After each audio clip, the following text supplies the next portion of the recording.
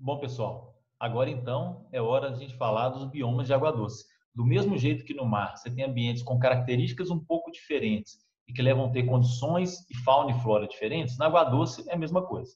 A característica mais gritante na água doce é que você tem biomas ou locais ou cursos d'água, a gente pode chamar de formas similares, de água parada. Então, o bioma de água parada principal são os lagos e a gente tem outros cursos d'água de água corrente, que são os rios. Então, é a maior diferença de todas, embora dentro do rio a gente tenha um bioma particular que nós vamos falar no final, que são os estuários, que é a interface da água doce com a água salgada. Existe inclusive um vídeo postado aí para vocês, muito interessante, falando da formação de estuários e quando é que um rio tem um delta, quando não. Tá? Da mesma forma como o primeiro vídeo de água salgada, a gente vai passar inicialmente por algumas definições.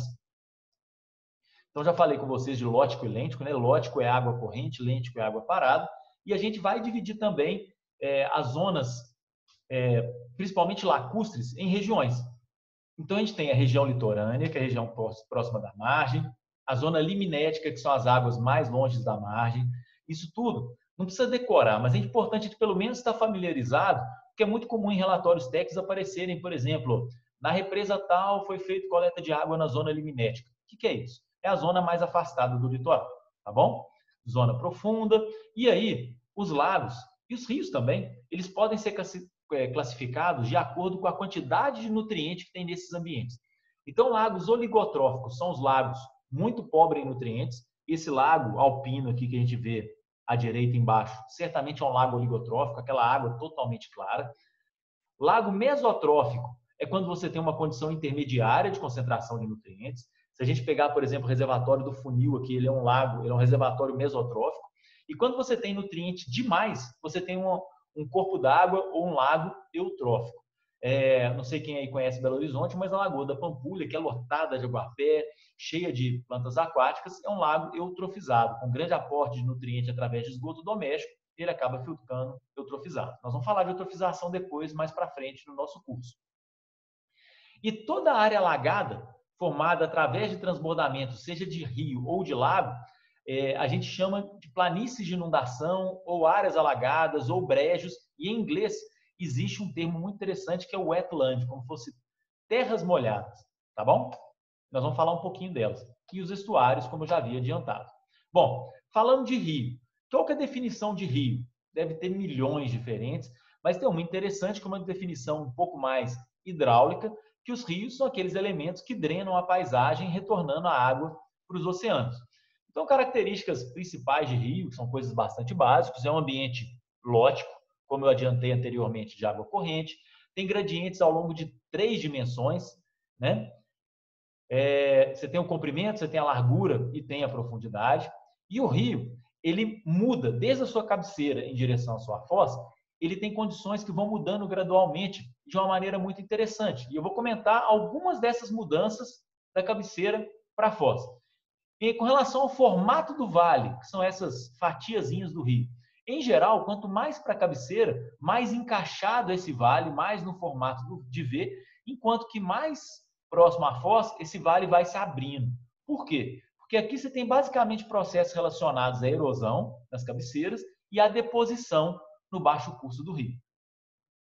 Com relação à largura, obviamente ela tende a aumentar à medida que vai descendo o rio, a profundidade também tende a aumentar, a velocidade é praticamente constante, ela até aumenta um pouquinho, mas ela é praticamente constante, e o gradiente diminui. O que é esse gradiente? Gradiente é inclinação. Então, na cabeceira, você tende a ter rios com inclinação muito elevada, então vai ter uma presença de inúmeras cachoeiras, enquanto que à medida que você vai descendo, você tende a ter o rio cada vez mais plano. Tá? Algumas outras condições físicas do rio. Existe variável penetração da luz, porque existem rios com tonalidades completamente diferentes. Rios como o Rio Madeira, que transportam muito sedimento, tem a turbidez elevadíssima, a transparência perto de zero, enquanto que o Rio Negro, que é outro rio amazônico, tem a transparência muito maior, porque ele vem da própria floresta, então ele quase que não tem material particulado em suspensão. Ele é negro por causa do ácido úmico, mas ele é transparente. Na hora que você pega ele, parece uma Coca-Cola diluída em água. A temperatura dos rios segue muito a temperatura do ar, o movimento da água é variável no tempo e espaço, o oxigênio ele varia inversamente com a temperatura. Todos os gases, quanto mais frio, mais gás vai estar dissolvido no líquido. Isso vale até para a latinha de cerveja da gente. Se a latinha estiver muito gelada na hora de você abrir, vai fazer quase não vai sair gás, porque o gás está todo dissolvido no líquido. Agora, se você abrir uma latinha de cerveja quente, vai ser aquela explosão de gás saindo, vai sair muito do líquido também, porque o gás agora está concentrado naquela camadinha de ar que tem dentro da lata. Tá? O pH, que é outra variável importante, vai depender principalmente do solo, embora ele mude com a poluição, assim como muda também com a poluição os sólidos totais dissolvidos, a condutividade e vários outros parâmetros biológicos. Bom, o que é o principal aspecto que eu queria começar para falar da biologia dos rios? É que é o local, mesmo comparado ao mar, é o local mais diverso de todos. Tá? Nada se compara à biodiversidade dos rios, principalmente quando a gente trata de peixe. A gente até viu que os mares têm muito mais filos, que são os grandes grupos de animal. Então, a gente tem uma diversidade muito alta e com importância para a pesca muito grande também. É muito comum, mesmo hoje, depois de todo o processo de industrialização do Brasil, de migração do pessoal do interior para as grandes cidades, viverem muitas famílias ao longo do rio e que dependem basicamente dos peixes como fonte primária de proteína. Quais são as principais influências humanas do ponto de vista de poluição sobre os rios?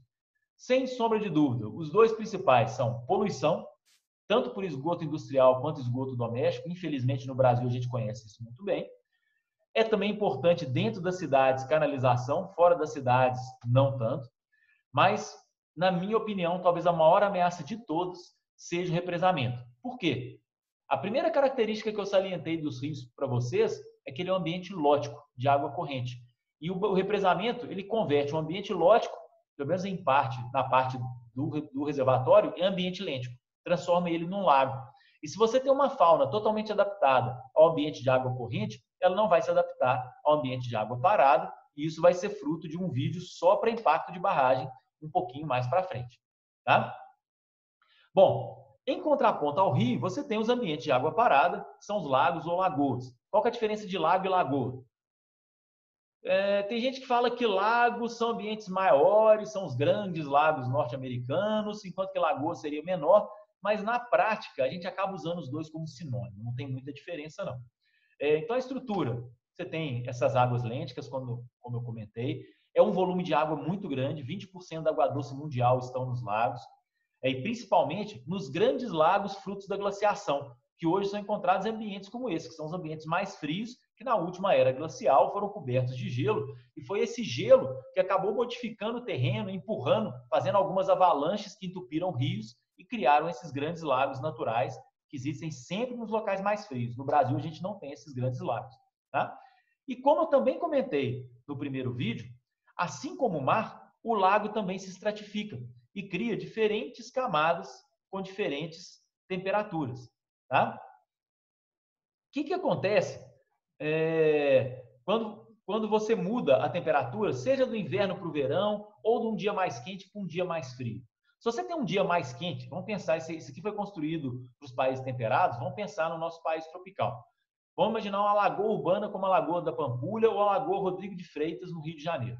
Num dia quente, você tem uma camada de água quente em cima e uma camada de água fria embaixo. E toda a fotossíntese e o contato primordial com a atmosfera, que é a principal fonte de oxigênio, está nessa camada superior. Então, quando um lago está estratificado ou um reservatório, em geral, a camada superior ela é rica em oxigênio e a camada inferior, que está em contato com o fundo, onde é que você tem muito material apodrecendo, ela fica muito pobre em oxigênio. Então, todos os peixes estão naquela camada superior, porque a camada de baixo está com a qualidade muito ruim. Se esfria rapidamente, a gente fala que o lago vira, que esse processinho está representado aqui pela primavera, mas isso aqui no Brasil acontece de um dia para a noite. Esfria muito, aquela camada quente superior, ela deixa de existir, e o lago virar é simplesmente começar a ver a possibilidade que, por processos de movimentação de água, aquela água do fundo chega à superfície. Então, se isso durou muito tempo, essa estratificação, se ela vira rapidamente, não dá tempo para o oxigênio da atmosfera atingir todas as camadas e a qualidade da água do lago como um todo piora rapidamente e provoca grandes mortandades de peixe. Não é incomum, tanto na Lagoa da Pampulha quanto na Lagoa Rodrigo de Freitas, lá no Rio de Janeiro, acontecer quando o tempo vira de milhares de peixes morrerem da noite para o dia, literalmente. Tá? Então, essa virada do lago é o que a gente chama de turnover. Tá?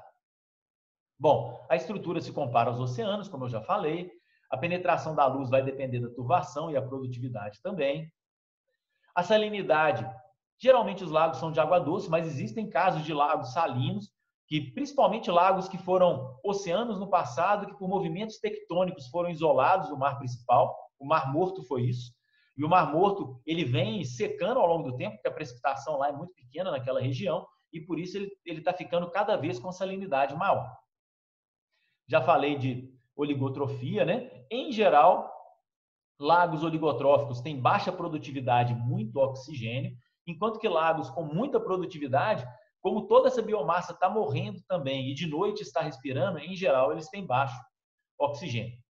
A biologia é extremamente variável, depende da produtividade do lago, se tem rios chegando nesse lago ou não. Então tem desde lagos muito produtivos, como por exemplo na África, nós vamos falar de algum deles mais para frente, até lagos muito pouco produtivos, principalmente em regiões temperadas, lagos no topo dos Andes, por exemplo, que tem uma produtividade muito pequena.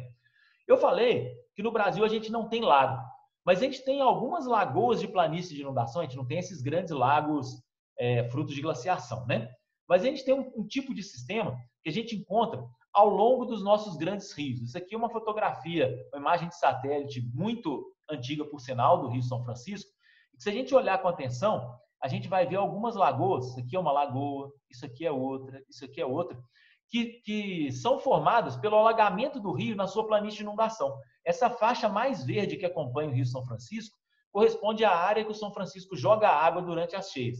Então, essas lagoas de planície de inundação são muito importantes, nós vamos falar delas também mais para frente. E elas têm uma fauna toda própria, que é igual ao do rio, e algumas espécies de peixes dependem dessas lagoas para reproduzir na hora que o rio está enchendo. Isso nós vamos falar um pouquinho mais de calma, com calma mais para frente, embora eu tenha adiantado da importância dessas lagoas na hora que eu falei na primeira aula dos nossos peixes migradores. Existe um tipo especial de lago ou lagoa que acompanha os rios, que são os meandros abandonados. E tem também um vídeo especialmente colocado aí para vocês entenderem a formação desses meandros, que são muito comuns aqui na região. Se vocês tiverem a curiosidade de entrar no Google Earth e acompanhar o Rio Grande, de Lavras para Montante, em direção às cabeceiras, vocês vão ver que em vários locais existem grandes lagoas na beira do Rio Grande, com a mesma largura do rio, e que é certamente um meandro abandonado. Às vezes elas têm forma de ferradura. Tá? O vídeo que eu postei para vocês, ele explica direitinho por que esses locais ficam com formato de ferradura. Quais são as principais influências humanas, especificamente nos lagos? Agora não entra barramento mais, mas poluição continua sendo um aspecto importante. Em alguns locais, a sobrepesca ela é um problema. Um lago é um local onde a efetividade da pesca é muito boa. Então, você tem uma chance de acabar afetando muito fortemente o tamanho das populações. Outra coisa que é fatal em lago é a introdução de espécies exóticas. A gente vai ter uma aula específica de introdução de espécie exótica e vocês vão ver que, especialmente nos lagos, introduzir uma espécie que não existia lá originalmente tem um potencial de dano muito grande. O impacto ambiental pode ser gigantesco. E, por fim, o último bioma aquático, que é uma transição de água doce com mar, que eu queria salientar, são os estuários. Como eu disse, tem um vídeo só sobre a formação de delta. A gente está vendo um delta bonito aqui, eu nem sei que rio é esse. E a foz de rio, a gente tem sempre dois tipos de ambiente. Se for a foz de um rio na região tropical, a gente vai ter manguezais, que são ecossistemas únicos, extremamente produtivos, uma porcentagem muito elevada da biomassa marinha. Ela precisa, em alguma fase da vida, de vir ao mangue. Várias espécies entram no mangue para reproduzir, os filhotinhos ficam lá, depois voltam para o mar aberto. Mas na região temperada, na foz dos rios, a gente não tem mangue. A gente tem uma coisa diferente, que são os pântanos salgados. É um ambiente muito produtivo, quase tão produtivo quanto o mangue, mas é só para a gente lembrar que mangue vai estar em todos os estuários tropicais. Toda vez que a gente tiver a foz ou um estuário temperado, a gente vai ter um ambiente como esse, um pântano salgado. Tá? E é só uma curiosidade, boa parte das espécies de arroz são dos pântanos salgados. Então, na nossa cultura, foi muito importante domesticar algumas dessas espécies para alimentação humana. Bom, condições dos estuários. A luz vai variar devido ao fluxo da maré, a temperatura é variável, porque agora o mar também está exercendo uma grande influência também no transporte de nutrientes. na salinidade, obviamente, que vai variar ao longo do estuário e vai variar em função das marés. Esse desenho eu acho ele horrível, eu juro que eu consigo desenhar ele no quadro de maneira melhor, mas ele simplesmente ele tenta representar que você tem a água doce chegando no mar, e como a água do mar ela é mais densa, a água doce em geral ela passa por cima do mar na hora que ela entra no mar. Ela não se mistura totalmente imediatamente. E da mesma maneira, nas marés mais altas, o mar ele acaba represando o rio, né? Ele levanta o nível do rio, e uma camada de água do mar ele entra por debaixo do fundo do rio. Isso a gente chama de cunha salina. Isso tem uma importância muito grande em algumas cidades que não estão exatamente à beira-mar, mas estão próximas do litoral, e geralmente elas estão próximas de um rio para captar água doce, que essa captação nas marés mais altas, ela costuma ser prejudicada, porque essa cunha salina entra mais adentro do continente e a captação de água, acho que não sei se alguém aí já teve a oportunidade de trabalhar ou conhecer tratamento de água, é muito difícil tratar água salgada. Então acaba que essa cunha salina é um grande pesadelo para cidades próximas do litoral. Bom, o oxigênio também varia fortemente. E não sei se vocês lembram da nossa primeira aula, que quanto maior a velocidade de um rio, maior o tamanho da partícula que vai ser transportada. Na hora que o rio encontra com o mar, ele está de repente, a área do rio foi para o infinito.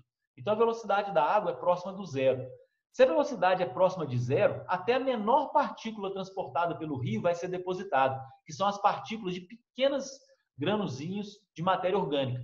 Por conta disso, de até essas pequenas partículas serem depositadas, que o fundo de um manguezal, acho que algumas pessoas já devem ter chance de ter ido no manguezal, ele é tão fofo, ele é uma lama extremamente fina, porque essas partículas até essas partículas foram depositadas lá em função da baixa velocidade. Então, como essas partículas de matéria orgânica muito granuladas são muito abundantes, toda vez que você tiver matéria orgânica, você tem bactéria consumindo oxigênio. Então, em geral, o estuário é sempre um ambiente com muito pouco oxigênio, que a gente chama de ambiente anóxico, devido à atividade microbiana. Falei que a produtividade é alta também em função dessa matéria orgânica. E o mangue e também os pântanos salgados são importantes berços de espécie. Tem duas figurinhas aqui agora que eu não vou ficar comentando, eu quero que depois vocês se debrucem sobre elas, que é simplesmente a teia alimentar de um pântano salgado, que tipo de animais que vivem ali, e também de uma região de manguezal. E se vocês mudarem de um para outro, vocês vão ver que as ameaças nós vamos falar daqui a pouquinho. Vocês vão ver que o tipo de interação, os grupos que estão presentes, são muito parecidos. Então, apesar de serem ambientes bem distintos do ponto de vista visual, um é um pântano, o outro é um manguezal, vocês vão ver que o tipo de animal que vive ali é muito parecido. Tá? E para encerrar esse nosso vídeo sobre os biomas de ambientes aquáticos, falar um pouquinho das influências humanas sobre os estuários. Poluição, obviamente, que em boa parte dos estuários você tem uma grande cidade próxima.